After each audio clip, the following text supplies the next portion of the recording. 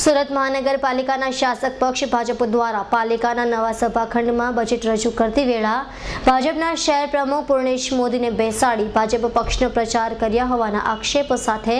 સોમવારના રોજ કોંગ્રેસના અગ્રણીઓ દ્વારા મ્યુનિસિપલ કમિશનરને મળીને વિરોધ કર્યો હતો। સુરત મહાનગરપાલિકા દ્વારા મ્યુનિસિપલ કમિશનર એમ.કે. દાસે બહાર પાડેલા ડ્રાફ્ટ બજેટમાં સુધારા વધારા કરીને નવું બજેટ ભાજપ શાસકોએ રજૂ કર્યું હતો, જેમાં ભાજપ પક્ષ દ્વારા પત્રકાર પરિષદમાં બજેટની વાતો છોડીને ભાજપનો પ્રચાર કર્યો હોવાનો આક્ષેપ સાથે સોમવારના રોજ સુરત મહાનગરપાલિકા ખાતે કોંગ્રેસના નવનિયુક્ત પ્રમુખ નૈશદ દેસાઈ, વિરોધ પક્ષના નેતા બાબુ રાયકા સહિતના કોંગ્રેસના અગ્રણીઓએ મ્યુનિસિપલ કમિશનરને રજૂઆત કરી હતી।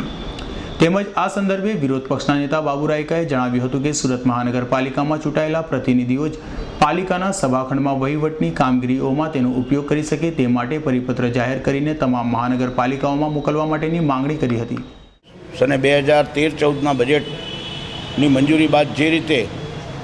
રાજકીય રીતે સુરત મહાનગરપાલિકાના સ્થાયી સમિતિની રૂમમાં ભાજપના પ્રમુખશ્રી તેમજ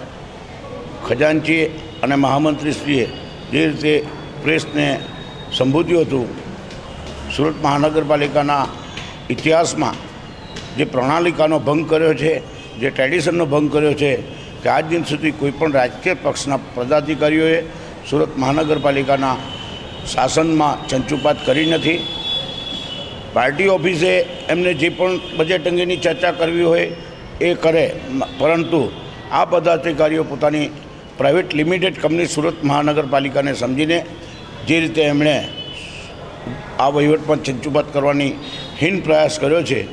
જે કુચેષ્ટા કરી છે અને લોકશાહીને લજવે એવું કામ કર્યું છે, ત્યારે આજે અમે અલ્ટિમેટમ આપવા આવ્યા છે, એમને તાકીદ કરવા આવ્યા છે અને હવે પછી જો આવું કૃત્ય એમના મારફતે થશે તો કોંગ્રેસ ગાંધી ચિંધ્યા માર્ગે આંદોલન કરશે અને અમારા પણ કાર્યક્રમો આશ્ચર્યજનક રહેશે। હવે ભવિષ્યમાં ભાજપ દ્વારા આ રીતે પોતાના પક્ષના પ્રમુખને બેસાડી પાલિકાના કામોમાં દખલગીરી કરાશે તો ન છૂટકે કોંગ્રેસ દ્વારા ગાંધી ચિંધ્યા માર્ગ પર આંદોલન કરવાની પણ ચીમકી અપાઈ હતી। Bureau report S9 news Surat.